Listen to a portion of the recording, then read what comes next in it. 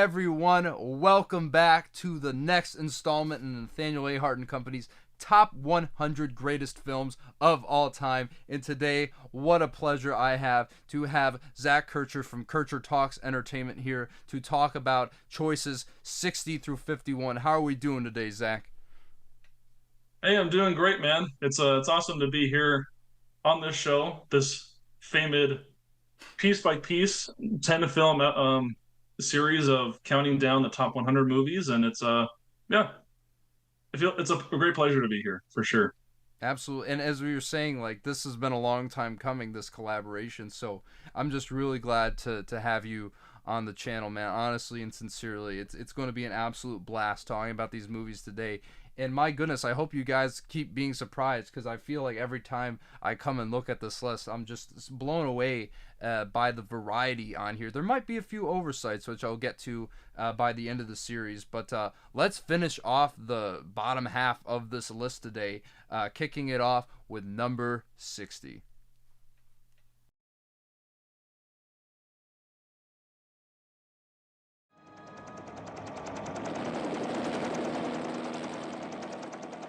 12 men have just discovered something. For 100,000 years, it was buried in the snow and ice. Now it has found a place to live. Inside. Where no one can see it, or hear it, or feel it. The Thing, directed by John Carpenter from 1982. Yes. My goodness, yes, man. Oh my goodness. I'm so glad this movie made the list. This is one of the few horror films that I would call an absolute masterpiece, which absolutely blows my mind how this movie was panned when it came out, because you watch this movie now and you think to yourself, this is way ahead of its time, whether it be the premise, the execution of said premise, or just the amazing practical effects, some of the greatest to ever exist. It's insane to me. Like, I know E.T. came out that year, but it's insane to me that this did not even get nominated for the Oscar for Best Visual Effects, at least to my knowledge.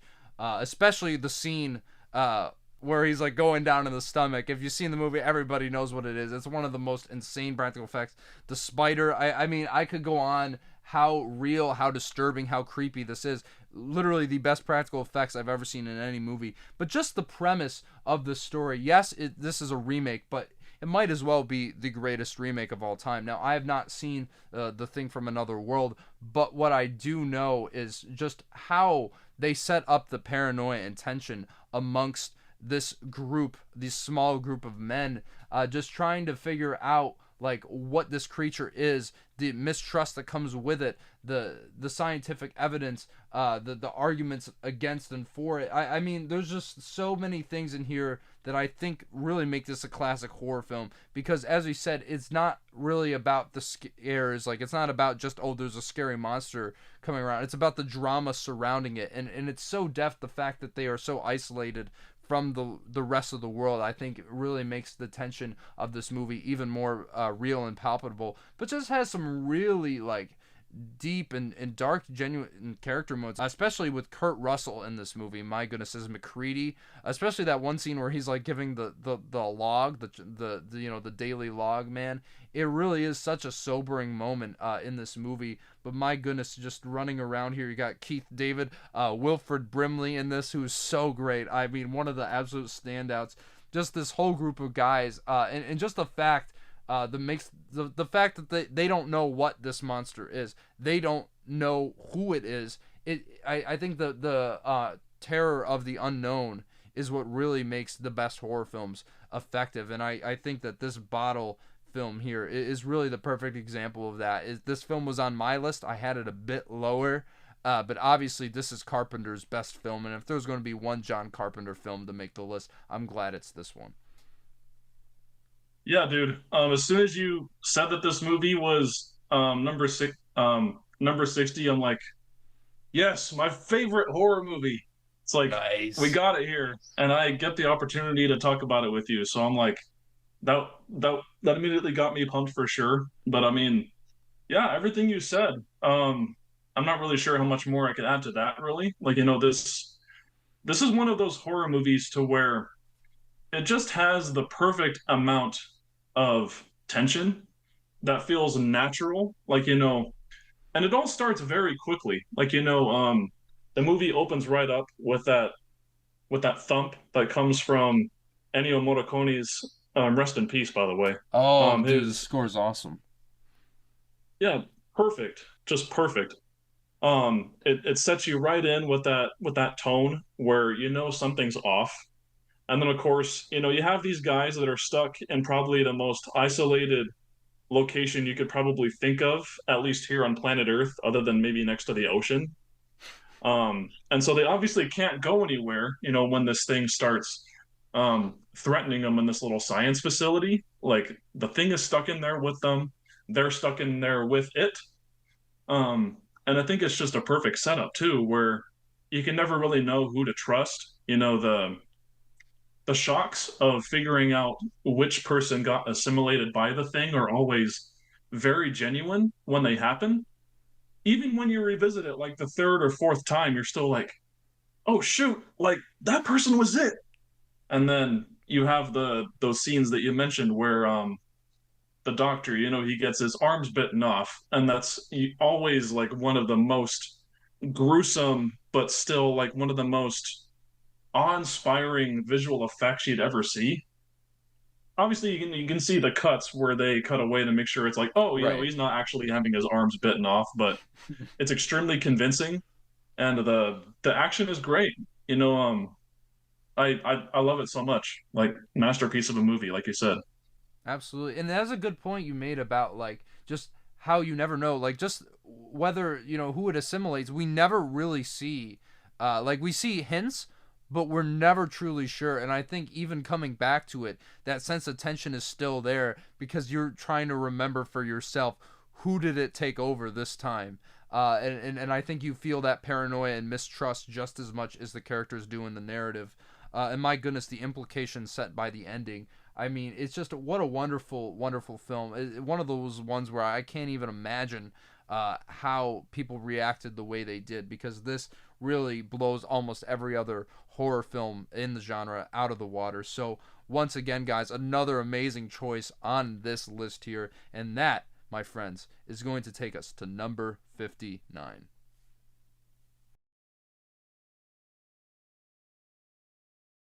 Section 5, speed her up, 4-1.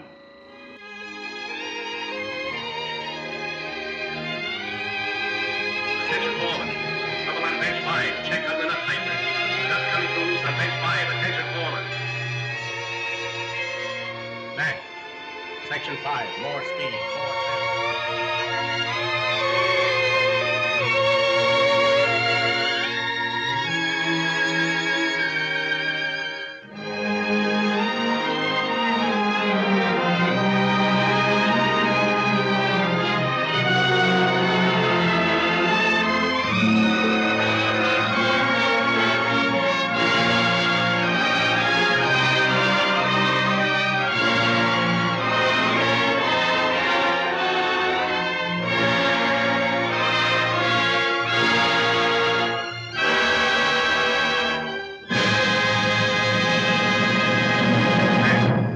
Section 5, more speed, 4-7. Modern Times, directed by Charlie Chaplin from 1936. Obviously, we've already seen City Lights on this list, and I mentioned there that this was my favorite Chaplin film, and I guess a lot of you guys agree why it ended up this high on the list, and I think it could be even higher. I think this is one of my top 25 favorite movies of all time. I absolutely adore this film. I think it is one of the greatest comedies ever made, ever written. And me personally, I think that there's still some gut-busting laughs throughout this entire narrative. Whether it's him, on the factory line, just absolutely having a mental breakdown, yeah. And of course, obviously, the scene where he's basically doing cocaine in jail, which I don't know how they got away with that with the code, but somehow they did. Crazy. But yeah, I know, man. But like the thing that's so amazing about this film, because obviously comedy is a genre that presenting messages to an audience about hard-hitting issues with humor, I think is what comedy is really meant for. And this, to me, might as well be the greatest, well, one of the greatest social satires of all time. Every single second is filled with significance. Even moments like when he picks up the red flag and then he starts leading the communist rally. It's absolutely incredible just how such a simple gesture can give so much implication to a higher and much wide-reaching political movement. And he talks about ideas of institutionalization here, especially during the Depression. I mean, obviously, the character of the tramp, he doesn't want to leave jail because it's better for him in there than it is out on the streets. In other moments, too, like the robbers, when they see him again at his apartment store, they aren't there out of greed, but they're really there out of necessity, which I think is just such a very, kind of moment of realization watching the movie. It's very, very profound in a very subtle way. Just from the beginning of this film, I think one of the best cuts I've ever seen, intellectual montage there, the sheep. Then you cut to, them all herded out on the streets. I mean, I don't know what gets the message across any better than that. And just the fact that this was really, it's still considered a silent film, but it was really Chaplin's kind of, you heard sound effects and city lights, but it was really his first venture into sound. But really the only dialogue you heard was through machinery. And I think that this is one of the most prophetic films ever made, because just how Chaplin kind of predicted how machinery was going to take over human labor. I mean, you see that throughout this entire movie, and it's just absolutely brilliant, like how ahead of the curve he was, politically and socially speaking. But it just has so many great moments of real despair and poignancy as well, especially when the gammon kind of gets thrown out into the streets. I mean, despite this film being absolutely hysterical, moments like that really ground it in a way that I feel like if it was just a straight comedy, it wouldn't have been as impactful. I still think it would have been impactful to some degree, but not to this absolute masterpiece status. And then, of course, the auto feeder showing the corporation's value of efficiency over actual human life. It's just absolutely hysterical, and just shows how, optimizing production above everything else at that time was such a huge deal. And I just want to talk about the character of the gammon as well, because obviously Chaplin had his own let's say issues when it came to pursuing women, if we know our history here. But she's such a strong female character for that time, and I mean, especially watching Best Picture winners like Cimarron from the same year as City Lights. I mean, some terrible portrayals of women. Here we get someone who's really very strong-willed, and I absolutely love what she does. And I just think the funniest part of this movie is the fact that the first words you hear from Chaplin on film is him just singing nonsense. I mean, I don't know how you get better than that, man. But if you guys haven't told, this is my favorite Chaplin film, by extension, this is my favorite silent film ever made from that era, and I think should be way higher on the list. But really glad that we got to see Chaplin twice on this list at all. Yeah, for sure. Only having just seen this movie for the first time, actually, just this past week, going off of memory, I would say that I would probably lean more towards City Lights, but I I can totally relate to a lot of the things that you were saying about just its timeliness and its prophetic nature. And I think a lot of that just has to do with, despite the fact that Charlie Chaplin was an entertainer, one who was making films, and even was one of the founders of United Artists, for goodness sake. Right. The guy was very tuned in to the struggles of the everyman and every woman too, back in that era, because you think about all the hysterical things that happened to the Tramp, where you think about the scene where he gets into the factory one day and he gets the job where he's kind of haphazardly helping the mechanic. Yeah. And then not even like an hour or two later, they lose their jobs because everyone goes on a strike. And it's like, all these things happen, they try to do things to better themselves, but who ultimately wins? Like, the people in power, I'm not trying to make any sort of political statement, but you have the police, you have the people who are going to sort of the speakeasy sort of lounges that the gammon and the tramp work in the end.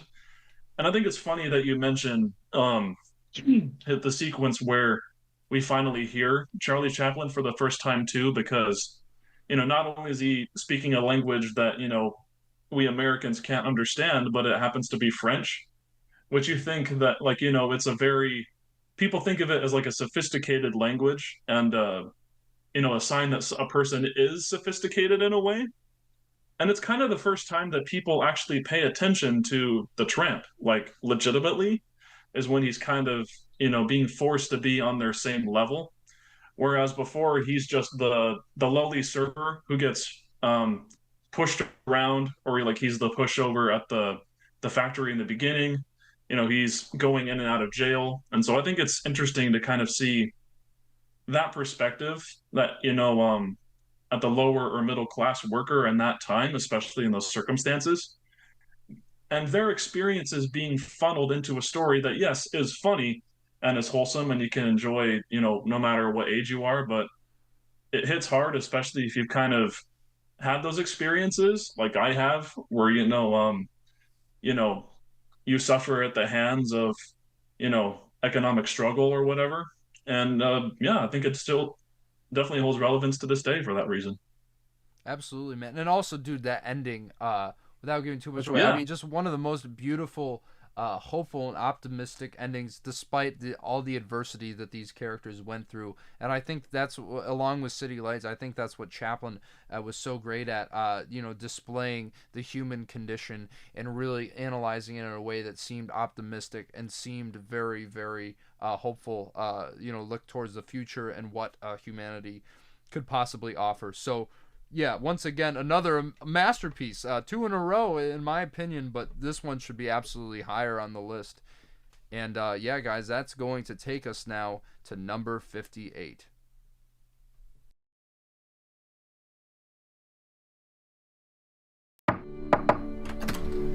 You got your toothbrush? Check. Do you have your deodorant? Check. Do you have your cozy clothes?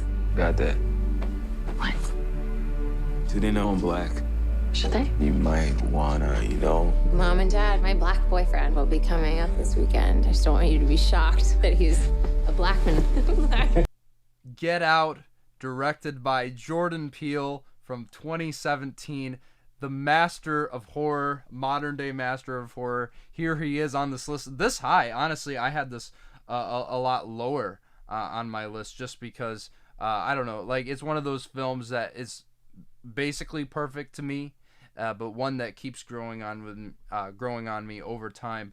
But my goodness, I actually have a very personal story with this film because I come from kind of like, if haven't told you guys before, I come from more of a like closed-minded, more conservative sort of town growing up, and there isn't really a whole lot of diversity there. So obviously in high school there weren't as many like minorities around. It was just very, very white centric school. So a lot of times, you don't always think of what you're saying in that certain, sort of circumstances. If there are people around you who kind of fit in that demographic. And after I watched this movie and I saw what Jordan Peele, the point he was making about, kind of like white ignorance and just kind of like how, a lot of times black people feel alienated in certain social situations. It really kind of made me rethink like everything. Like it was a very kind of, I wouldn't say, I don't want to say small change in my life because it is a big and very impactful thing, but it really made me reconsider like everything that I was saying in certain social situations. And I think really was an eye opener to me on a social level. But even just from a technical craft, you can see why this film has become so influential. This Academy Award winning screenplay is so tight in the most highest order, because I just love, especially having seen it like 3 times now, you get so much rich subtext and double meaning, knowing what we know about the characters by the end of this film. It is just so incredible, the way this film is structured, the way it's executed, and of course the fact that this film brought us Daniel Kaluuya in my goodness, one of his absolute best performances, which is saying a lot. Was nominated for Academy Award for Best Actor. But this really put this tremendous actor on the map, and he really, if you didn't root for Chris Washington in this. I don't think that this movie would have worked as well. But of course, Allison Williams is so good in this. Bradley Whitford, Catherine Keener, all these people. But I think it's really him. And of course, we have to mention Little Ray Howery in this, who is absolutely amazing as Rod. And I just love just the social context of this movie. It is such a groundbreaking statement on race and racial relations, and of course fake liberalism, you could say. There's so many points that they are hitting at, that are so racially nuanced throughout this entire thing. But not only that, it's such a thrill ride to watch, as subtle and low-key as it is in some moments. And it really is such an iconic film. I mean, that shot of Chris crying in the chair is already an iconic horror image, even to this day. But just the impact that it's had on horror, that it's had on black cinema, just in the past few years, you've seen how influential this movie is. It was on my list. Granted, as I said, it was like near the bottom. But this is one of the greatest films ever made. And I think even after about 6 years or so, I think it's safe to say that. No, for sure. I think we actually just recently passed its 6th anniversary of being released in theaters, so Wow. nice timing of us talking about it. So that's it's cool to see it on this list. We have another horror masterpiece just like The Thing, except this one obviously has more ideas on its mind.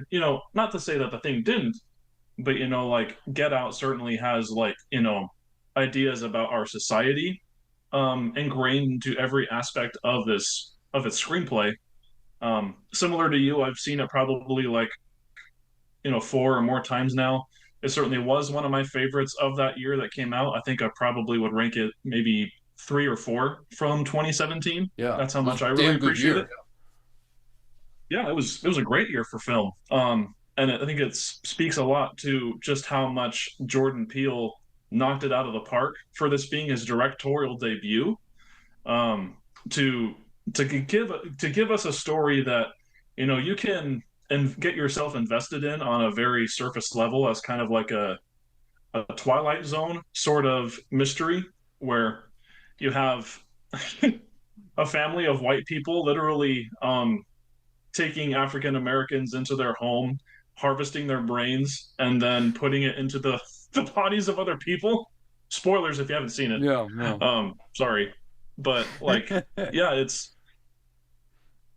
you take that story and you certainly can get invested in it just as, a standard thriller, and it's very effective in that sense. But I really appreciate that it has a lot that it's on its mind, and it's also very communicated in very tasteful and thought-provoking ways, where if you pay attention to things that are happening in plain sight, but you might not pay as close attention to on a first viewing, the more that you see the film and you pay attention to those minute details, such as the fact that Allison Williams's character towards the end has that moment where she's listening to music on her laptop or whatever, and then she has the glass of milk and the glass of different colored Fruit Loops in different glasses separated from each other.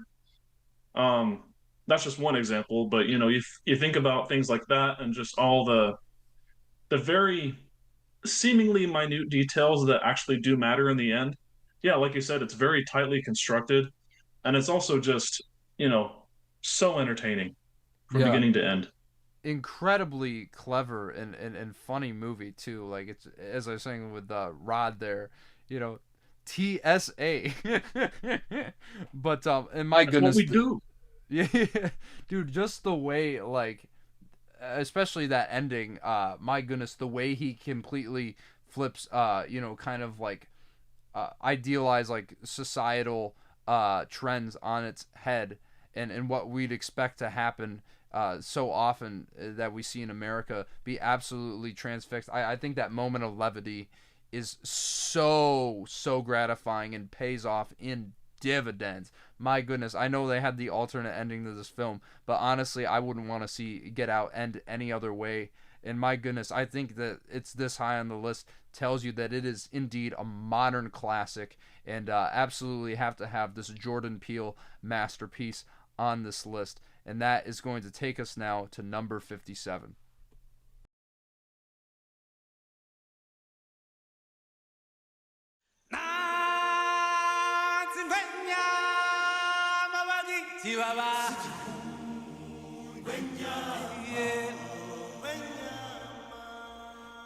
The Lion King from 2019. No, I'm just kidding. From 1994, directed by Roger Allers and Rob Minkoff. I mean, look, if there's going to be one Disney animated film to make this list, I mean, I think Beauty and the Beast is their best film, but you could make the argument for Lion King, and I completely support that. Even though I think Beauty and the Beast should be on the list, but whatever. But this really is a masterpiece in animation. This film was on my list probably around the same spot, if I'm being completely honest. And my goodness, what a film this is. Right from the beginning, that opening shot, that I mean, everybody knows it. It's been parodied so many times. Of course, was it Rafiki holding Simba over Pride Rock? I mean, come on, one of the most iconic images in animation and, of course, in Disney history. But this really, to me, has some of the best character work that Disney had ever done, and I think this is why it is held up so well. And, of course, the songs penned by Tim Rice and Elton John there. I mean, of course, oh, I just can't wait to be king. I mean, come on, how can you not resist these bangers? Feel the love tonight. Oh, yeah, dude. Absolutely incredible songs. Circle of Life, obviously. But my goodness, just... and, of course, the cast itself, these characters that populate this narrative. And, of course, how can you get more iconic than James Earl Jones as King Mufasa, man? My goodness, one of the most... So iconic that they reused him in the remake. I think that at least says something. And, of course, Jeremy Irons as Scar, the best Disney villain, hands down. Just his flamboyant nature, his flippancy, his complete masterful evil plan here to take over as king, and of course the journey that Simba goes on, his realization and self-discovery. The narrative is so great. Of course, you got to talk about Timon and Pumbaa as well. So iconic. Of course, Hakuna Matata. What a wonderful phrase. I mean, just so iconic. I love this movie so much. But I think at the end of the day, it really is this beautiful story about inheritance and family and what it means to be a leader and what it means to stand up for your own land. And obviously it's an adaptation of Hamlet, but I think maybe the best adaptation they've ever done. I mean, Laurence Olivier, quite frankly, has nothing on this version here. And obviously just some beautiful, beautiful animation, just so well drawn out. And of course, I mean, I think I can spoil because everyone's seen this movie, but that Mufasa death scene, man, I mean, always brings a tear to my eye. Just what an absolute incredible film in the Disney canon. And of course, the Hans Zimmer score is so booming, so euphoric. I mean, how can you not love this movie? It really is one of the greatest animated films of all time. And if anyone deserved to be on the list, it's absolutely this one. Oh, for sure. Man, you keep giving me fun movies to talk about. It's great. Um, That's what I'm here for. but yeah, I would. Beauty and the Beast certainly is a huge achievement from Disney. But I do personally think The Lion King is the best thing that they've done. Um, Next, probably to Fantasia, maybe. But The Lion King, I think, works so well because it's simplicity done, to perfection. You don't necessarily need to have a complex narrative in order for something to really hit home with people. I mean, look at Modern Times, a movie we talked about a little bit ago. Like, that movie is really just like a string of vignettes and just little plot beats that are held together by just the comedy and the social commentary. Whereas with The Lion King, like you said, it's a distillation of Shakespeare's Hamlet while also having a fair bit of the story of Moses tossed in there as well. Mm-hmm. And I think it works very well just because those themes are brought to larger than life stature by these talking animals, and the voice actors that are portraying them. And of course, just the absolutely amazing animation that was done by those folks over at Disney. it's hard to really believe that, like, you look back at the production of these movies, and when both this and Pocahontas were being animated, this was kind of considered to be the B project, like, the one that, like, Insane. yeah, it's crazy. And then you see how Pocahontas turned out, and it's kind of like that's a whole other conversation. But Right. um, but yeah, just this movie is absolutely phenomenal.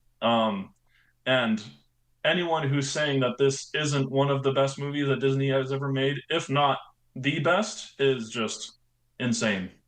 Yeah. It's absolutely great.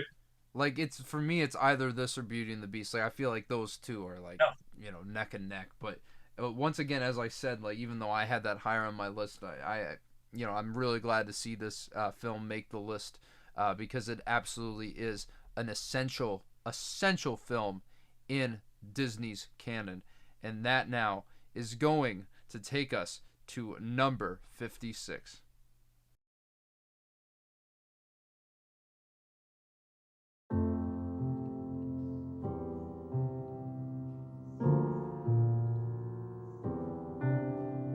Here's to the ones who dream, foolish as they may seem. Here's to the hearts that ache. Here's to the mess we make. La La Land from 2016, directed by Damien Chazelle.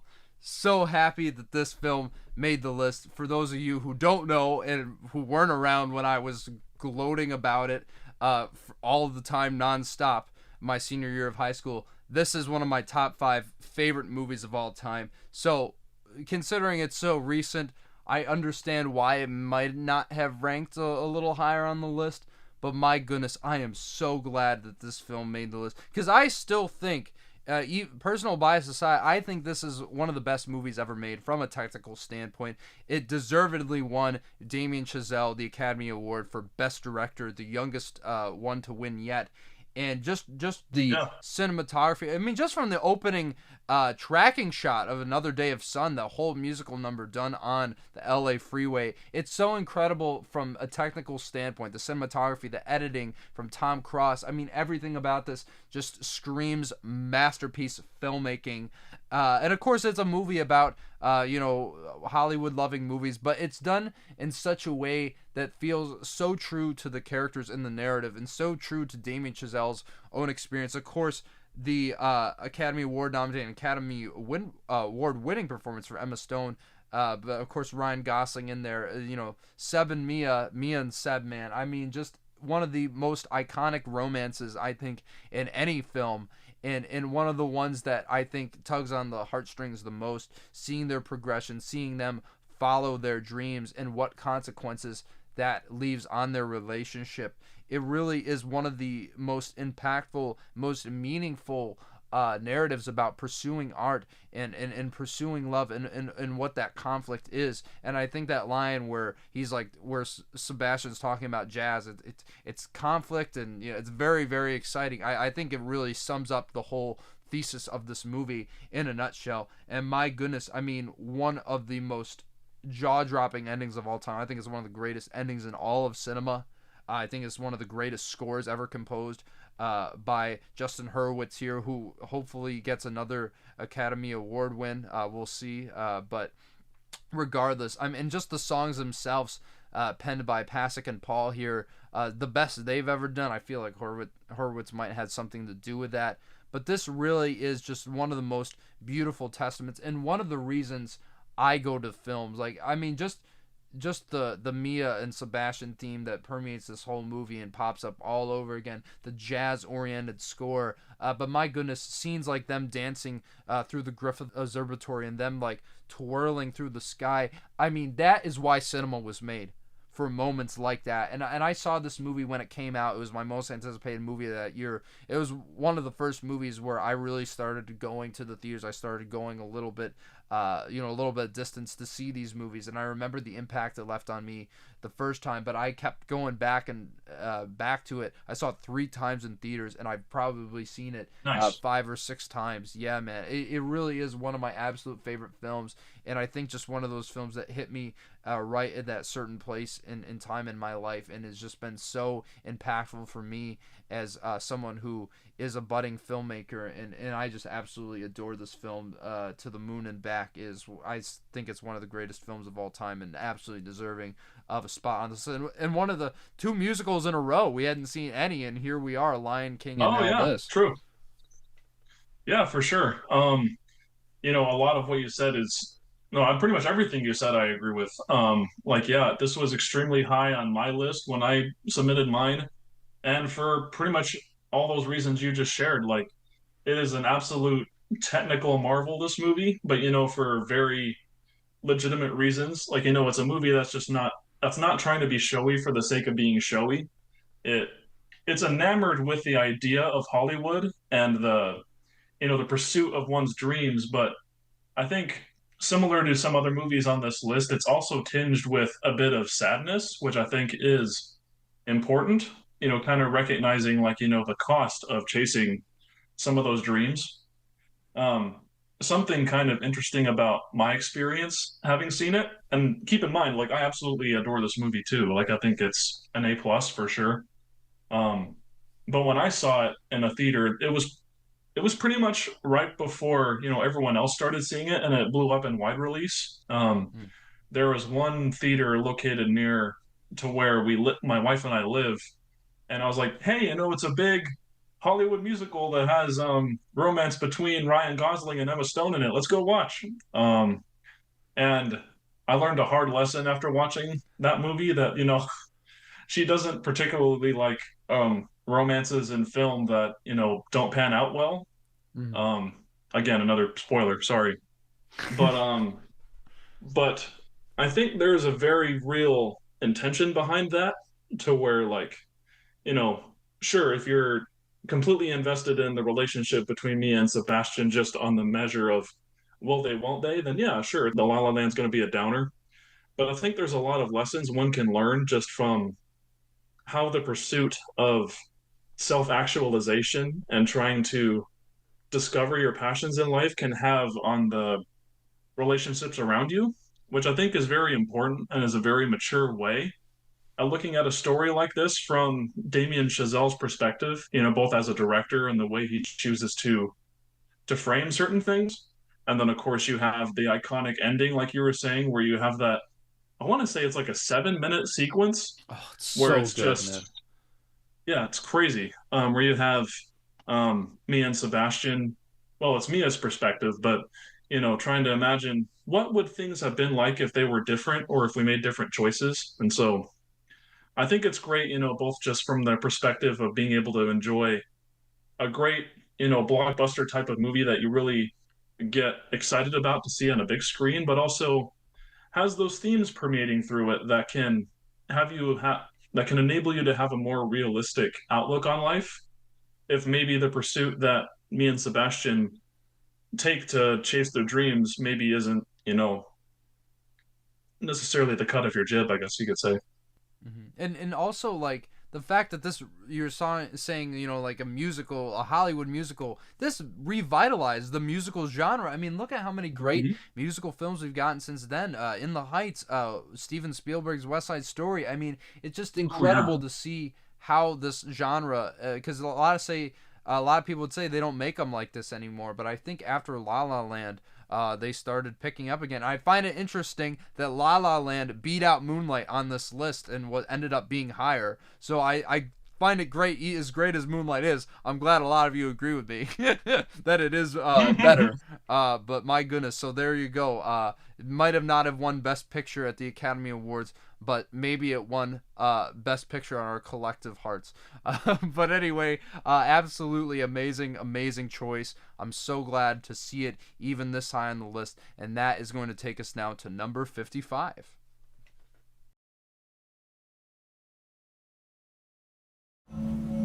This place is nice. I really like the music that they play. Bob Ellis on the drums. I'm part of Schaefer's top jazz orchestra. It's the best music school in the country. The key is to just relax. Don't worry about the numbers. Don't worry about what the other guys are thinking. You're here for a reason. Have fun. 5, 6, and. I want to be great. And you're not.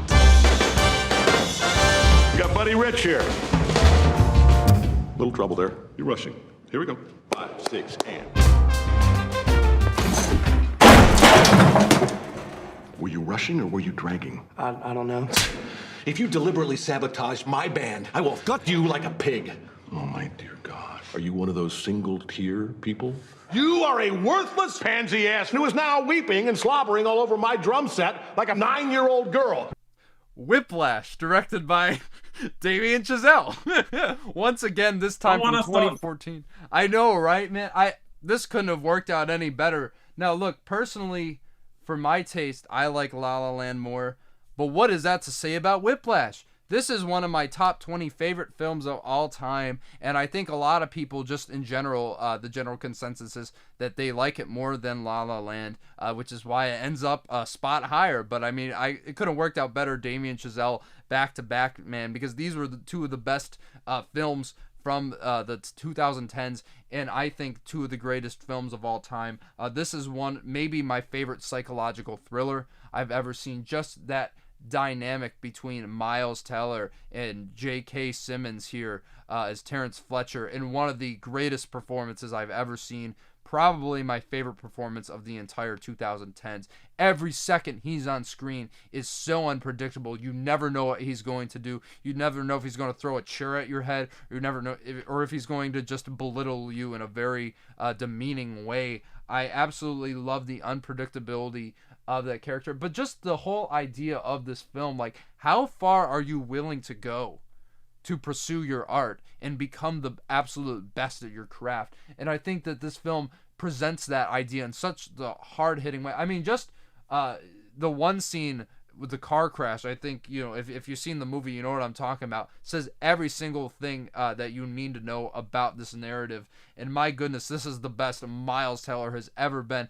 And he is drumming his ass off in this movie. I'm like, oh my goodness, he's actually doing it, especially in that ending, man. My goodness, I never knew drumming could be that intense and that I'd feel so pent up with anxiety just watching this film. But it really is a bottle film. Just the very, you know, toxic relationship between mentor and student is really never been felt in such a dramatic and bold and very, very biting way.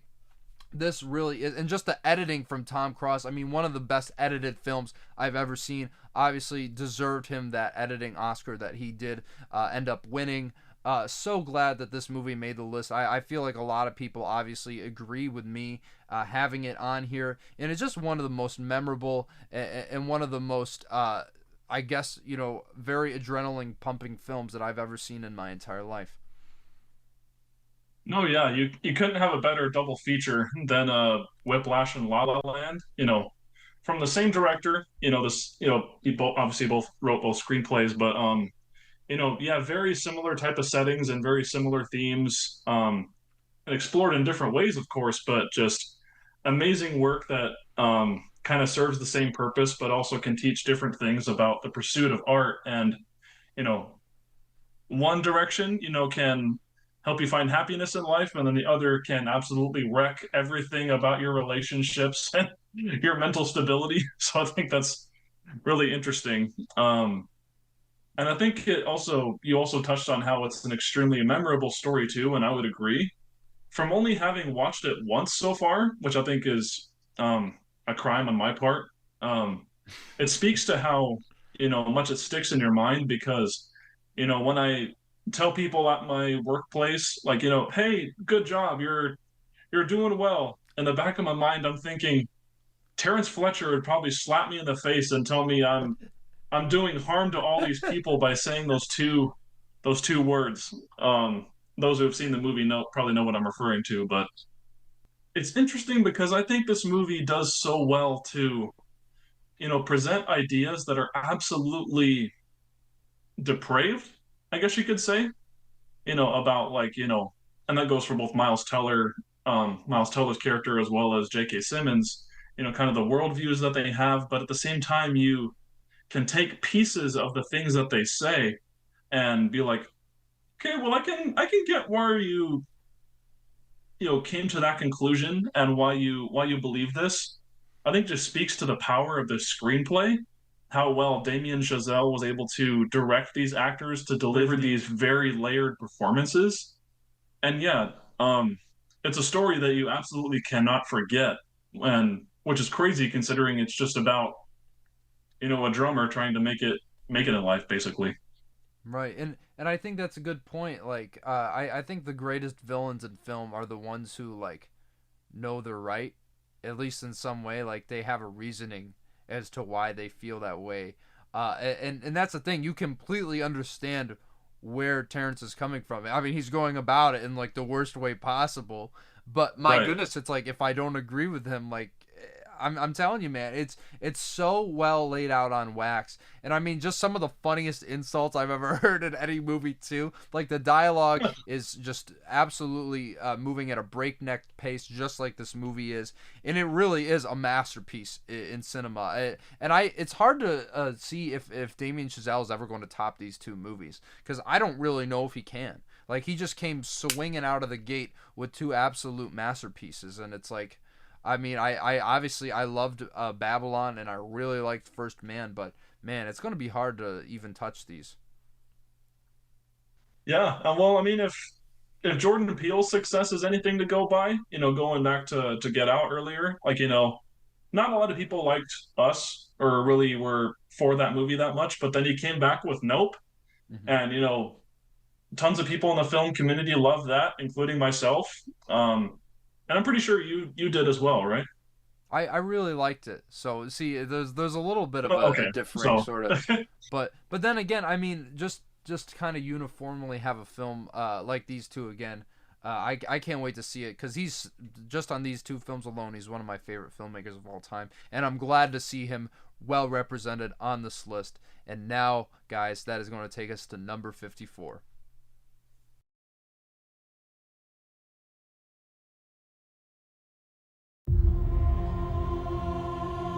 The power of the enemy is growing. War on this country will come swiftly. For Sauron will have dominion over all life on this earth. Who now has the strength to stand against Isengard and Mordor and the union of the two towers? The Lord of the Rings, The Two Towers, directed by Peter Jackson from 2002. The first appearance of Lord of the Rings on this list. And if this movie made the list, I don't know what that tells you about the rest of the list. But actually, this is my second favorite entry in the Lord of the Rings trilogy. I think that this is a trilogy that gets better each movie, and I know not everyone feels that way, but I do. And this film is nothing to scoff at. My goodness, the spectacle that's on display here, the scope that Peter Jackson created with these movies, I mean, is felt throughout the entire trilogy, but especially this one. And I think that this one is obviously where they start the bit of their divergent quest. Obviously, Aragorn and all them going to Helm's Deep, and Sam and Frodo kind of setting off, running into Gollum. I mean, it's just so iconic in so many ways, but just the way they explore these characters even deeper than they did in the first one, and just introducing so many great other characters like Theoden. Of course, you got to mention him.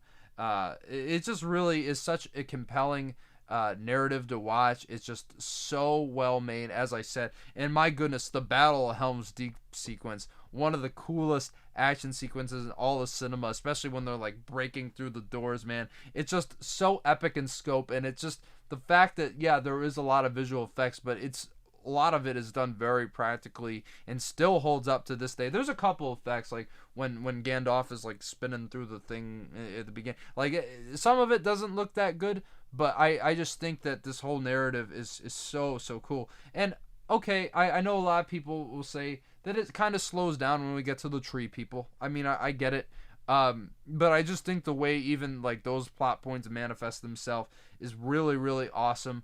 I think that this is a fantastic movie. It wasn't on my list, but it is certainly a movie that I do love, and I completely understand why anyone would have any of the Lord of the Rings films on their top 100. Awesome. Well, for me, like if I knew that I was going to be talking about Lord of the Rings in this video, I probably would have worn my shirt that mashes together the Lord of the Rings characters with the Studio Ghibli art style. But I guess that should speak everything about how I feel about this movie and the Lord of the Rings trilogy in general. I don't really see the Lord of the Rings trilogy as a trilogy, though, partly because the way that J.R.R. Tolkien wrote Lord of the Rings is that it's one book that's just separated into multiple volumes or parts, I guess you could say. Mm-hmm. And I think Peter Jackson and his writing team were very smart to kind of approach the production and writing of this trilogy in a similar fashion, to where they wrote everything pretty much all at once. They just took a gargantuan amount of time doing pre-production, and then they filmed everything at once, over the course of like a year and some change. And then it shows on the screen because, each movie leads seamlessly into another. You have Fellowship of the Ring, then you have The Two Towers, and then you have Return to the King with all of its massive payoffs. But I think I view it just pretty much on the same level as the other two for me, just because it's very consistent quality from beginning to end. Just this whole saga. At least that's how I feel. This movie in particular, though, holds a special place for me because it was one of the very first PG-13 movies that I had ever seen. Just in period. It came out in theaters when I was 7. Even though I didn't see it in theaters, the only one I watched was Return to the King in theaters. But it was just really cool because it was this PG-13 movie, and bear in mind, growing up, I wasn't really allowed to watch that many PG-13 movies, or let alone R movies for that matter. But this was one of those films where I knew my parents loved it, my siblings absolutely loved it, and so it was something that they could share with me, and I'm like, oh, cool, all these orcs are getting beheaded and stuff. This is awesome. I developed a love for this series at a very young age. And so I kind of have a little bit of a bias there. But growing up and having watched it multiple times with my wife now, and watched it with friends and discussed it ad nauseum, I appreciate it on a very serious level as an adult too, kind of knowing more about how filmmaking works now, and just appreciating the massive effort that would have gone into making all of this. And so I view The Two Towers in as much as high a regard as the other two installments. So hey man, I can get behind that statement. And also, dude, some of the most emotional moments in the trilogy as well, especially the ending dialogue between Sam and Frodo, just moves me to tears every time I hear it. And yeah, I mean, yet again, another choice. It wasn't on my list, but I do love this movie, and I'm so glad to see it here. So yeah, guys, that is going to take us now to number 53.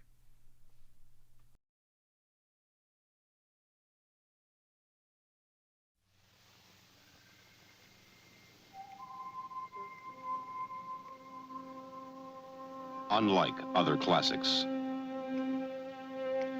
West Side Story grows younger.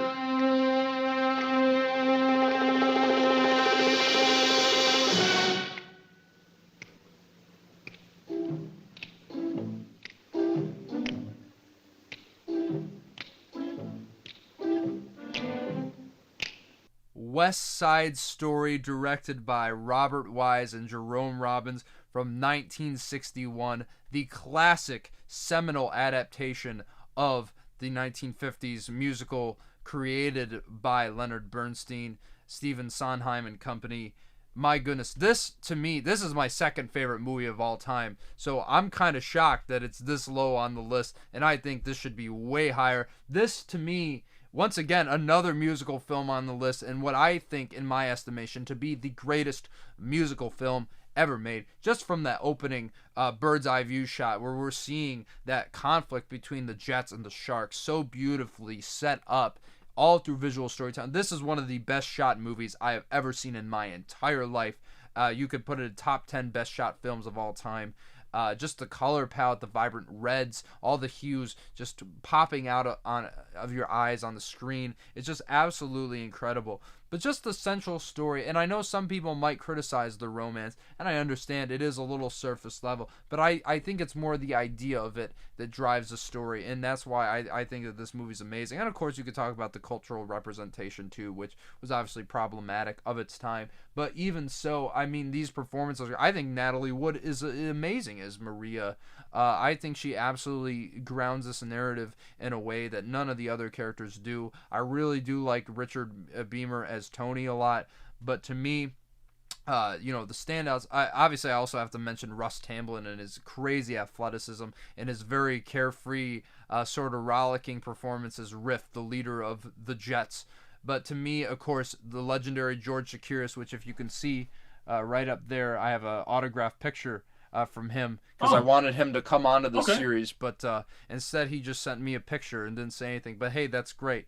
Glad to see he's doing so well and aged like fine wine. But just the intensity that he brings to his performance as Bernardo, the leader of the Sharks, it's just all done through his eyes. You can see why he won the Oscar for Best Supporting Actor. But I think one of the greatest supporting turns of all time in the history of cinema is Rita Moreno as Anita here. A firecracker performance here. Every second she's on the screen, she lights it up, just oozes with charisma and sex appeal. Every single second she's on, you feel her presence. And I think, obviously, it shows why, another, a person won an Oscar for playing Anita and Ariana DeBose in the Steven Spielberg version, because she really is given the most meat in this story. That near the end where she's almost like raped by the Jets, I mean, it is one of the darkest moments in any movie, and I think this is another reason why it's my favorite musical, because the lengths that this film goes to in portraying all these very, very dark, deep issues, especially for the time, 1961. Not many films were going this hard into racial prejudice, all these very, very dark and deep issues, like I previously stated. But I think the story, like them taking this Romeo and Juliet concept, right, and really making it something very prevalent to the times then, and still, I mean, that ending is so powerful even to this day. And the songs by Bernstein and Sondheim are just absolutely the most iconic songs in musical theater, and I think really transcend musical theater, because Bernstein's compositions are just that good. This really is such a monumental musical film in so many ways. It's more substantive than something like Singing in the Rain. It's more impactful from a cultural standpoint. But it really, I think it's the story that really makes this one of my absolute favorites, and why I keep coming back to it after all these years. One of the greatest films of all time, and I'm really kind of aghast that it's this low on the list. No, yeah, it's kind of crazy that it certainly didn't get higher on the list either. But who knows? Maybe some of that could be recency bias. With the fact that Steven Spielberg, came out with his remake, and that ended up being an awesome movie too. Like for a lot of reasons. But that doesn't change the fact that Robert Wise's version is also a force to be reckoned with. Like Steven Spielberg certainly didn't invalidate that original movie with his version. Both are very worthwhile adaptations of the original musical, and I think for good reason. And actually, I do strongly prefer West Side Story to the story that it's based on. Romeo and Juliet. I agree. Sorry to any English majors who may be watching this, but like I think part of it does rely on the fact that the story is taking some themes that are very tangible and very recognizable to people who live, especially in America nowadays.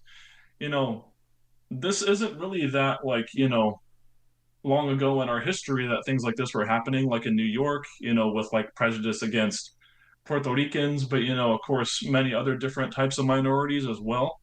And that I think that basic idea of having, you know, this Romeo and Juliet type romance and all of the basic story beats that happen in Shakespeare's story are appropriated quite well into the things that happen to all these characters. And you said it, man. Like, you know, it's all depicted very well with the music, you know, that Bernstein and Sondheim came up with for this film, or not. Sorry, not this film, the original production, Right. but you know what I mean. And then, of course, the immaculate wide shots that allow all of these incredible choreography to be performed in all of their glory, you know, without any cuts. You know, you can see everything.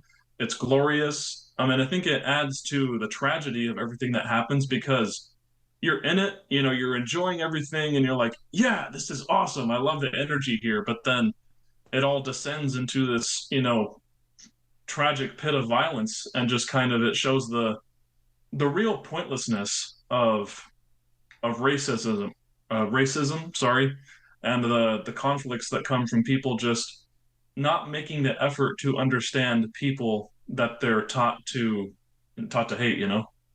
Right, absolutely, man. And as we said, like that's really the inherent power of this story and why it works better than Romeo and Juliet. Sorry, once again, but it's true.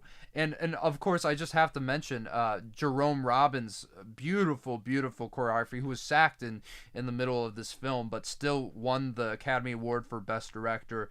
And to me, this is my favorite film that has won the Academy Award for Best Picture in its 95-year history. I think that this really is such a, despite elements that we may not see as, you know, positively today, I still think that this is one of the greatest achievements in art in general, and I am so glad it's on the list, even though it should be way higher if you're asking me. But regardless, really, really glad to see West Side Story on the list, and that, guys, is going to take us to number 52.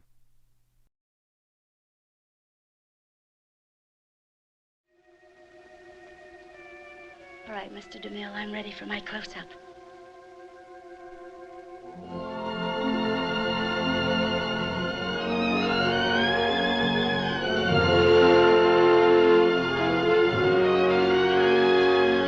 Sunset Boulevard from 1950, directed by Billy Wilder, his third appearance on this list and his highest ranking film, believe it or not. And I think a lot of people do look at this film and say that it is his best. I still think Double Indemnity is his best. We talked about that already, but this, another Billy Wilder film on my list for sure. This really is one of the greatest narratives ever told. And I think this, to me, this is a perfect example of how to do VO.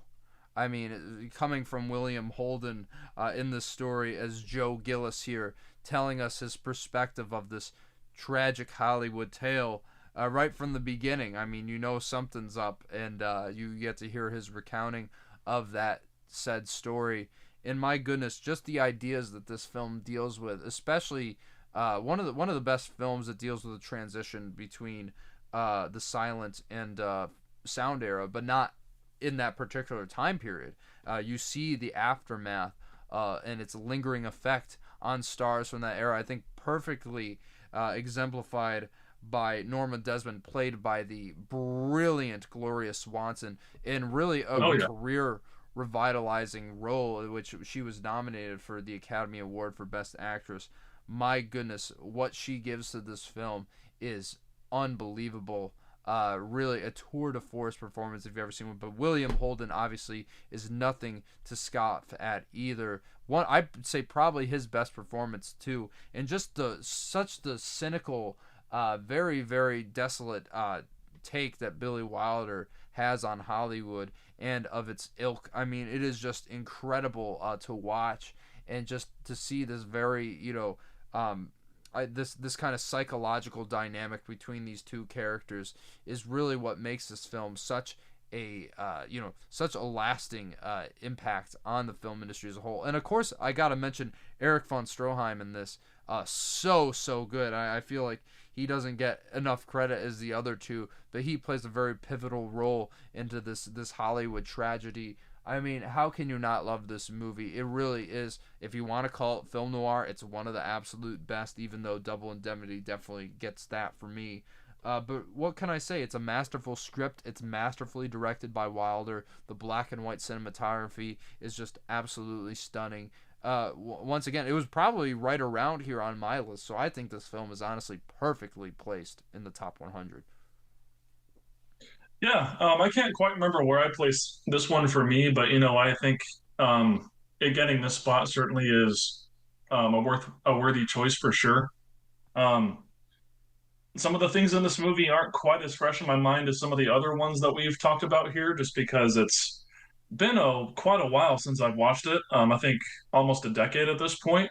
But I think it speaks to the power of the film and just how much that story left an impression on me, both for those performances that you were mentioning, but I think it's just a perfectly constructed um, narrative that I think rightfully provides a cynical perspective on Hollywood for a lot of different reasons. We always hear about like I guess for a lack of a better term, scum and villainy of that society out there, and the inner workings of that industry. But I think there are fewer films that depict that better than Sunset Boulevard does, just with this timeless narrative. I think there's a reason why, that quote from the very end that Gloria Swanson's character gives of "Time for my close up, Mr. DeMille," is become such an iconic line. Like, it's yeah, like I don't know really much else to say other than that. Then it's earned its right to be a classic for a lot of reasons. And trying to pick what is Billy Wilder's best movie is kind of like picking your favorite kid in a way. Like, he was just such a consistently great director where you watch any of his movies and you're like, how is this not one of the best movies ever made, And a lot of them end up being the case. And I think if this series has shown anything, it really is that Billy Wilder was one of the most impactful, not only the most impactful screenwriter, and of course I got to give credit to Charles Brackett on this as well, and their Oscar-winning screenplay.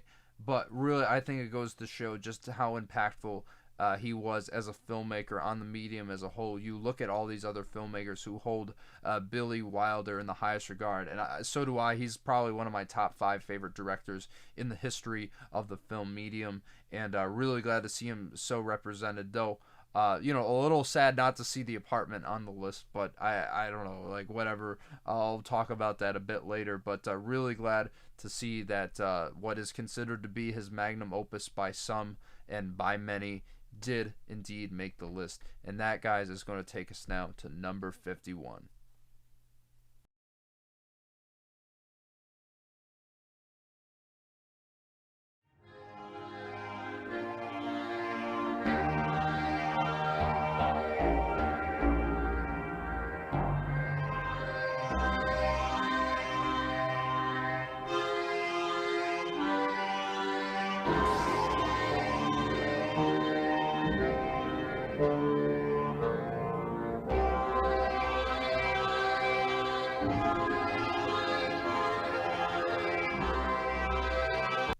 A Clockwork Orange from 1971, directed by Stanley Kubrick. The first Kubrick film on this list. We just passed the last Billy Wilder one, and here enters the master of cinema himself, who I believe to be the greatest filmmaker who ever walked the face of this planet.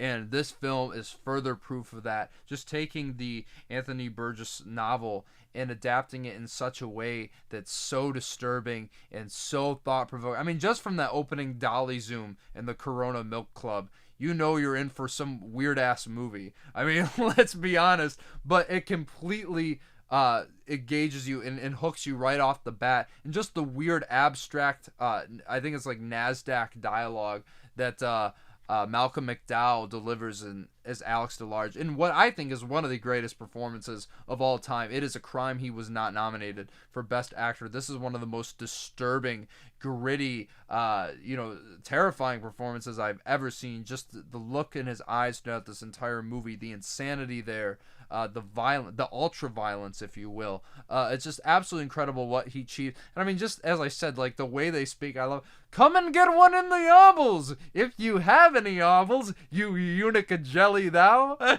mean, the dialect is just, or whatever. Dude, yeah, just the dialect is crazy. So is the subject matter. So much sex in this movie. So much violence, and I think it is almost gratuitous to for a purpose, because obviously what they're portraying, the excess and just the debauchery and really the criminality that these droogs pursue, especially Alex DeLarge, and of course that haunting scene you're shown there. Singing in the rain, you're never going to hear it the same way again after watching this movie, man. It is just one of the most disturbing scenes in the entirety of the cinematic medium. But where this film goes is so surprising and so thought-provoking. This is one of the most thought-provoking movies you will ever see in your entire life, and I'd be hard-pressed for anyone to argue anything else. Just that idea of free choice, and it's like, is it better to kind of restrict that limitation and let people act out on their own violent impulses, or is it better to just kind of control that? It really creates a very, very compelling argument for the former, which you don't really see dived into a lot, and you really see that effect take place on Alex DeLarge throughout this narrative. And my goodness, I don't think any director could have pulled off something this disturbing, this thought-provoking, while still creating some sort of I wouldn't say sympathy, but empathy for its lead character. Obviously, it has to give credit to Malcolm McDowell once again, and Stanley Kubrick. One of the most visually unique films. Of course, it's very kind of postmodern, yet very kind of dystopian sort of vibe that it has. But also just, my goodness, I mean, how can you not, I could see why someone would not love this movie. But really, I just think it is an incredible achievement in filmmaking. The editing is some of the best I've ever seen, too. And yeah, I mean, this is probably my second favorite Kubrick film. You could go back and forth with The Shining, but this really was higher on my list, and a great way to kind of round out the bottom half of this list. Yeah, that's very interesting. For me, I can't really speak to as many of the the depth of its themes as much, I suppose, just because this and Modern Times were the movies I had to watch as kind of like homework for this video. Movies that I don't use that in a bad connotation, just right.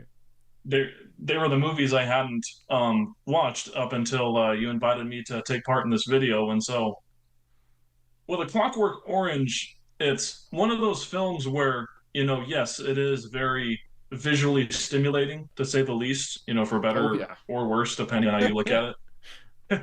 And then, of course, you have just all these deep themes that permeate throughout the story. And so to take it all in on a first viewing is pretty much impossible. Just with all the ultra violence that happens and just the absolutely insane things that are said and done in the story. I can't say I have a fully well-rounded take on the film, but I can definitely see where you're coming from, and that yes, it is a case of very strong filmmaking again from Stanley Kubrick. He was an absolute master of his craft, and one of the absolute best to have ever done it. Performances all around are all great, and yeah, I would be inclined to also say that Malcolm McDowell gave one of the greatest lead male performances of all time as well.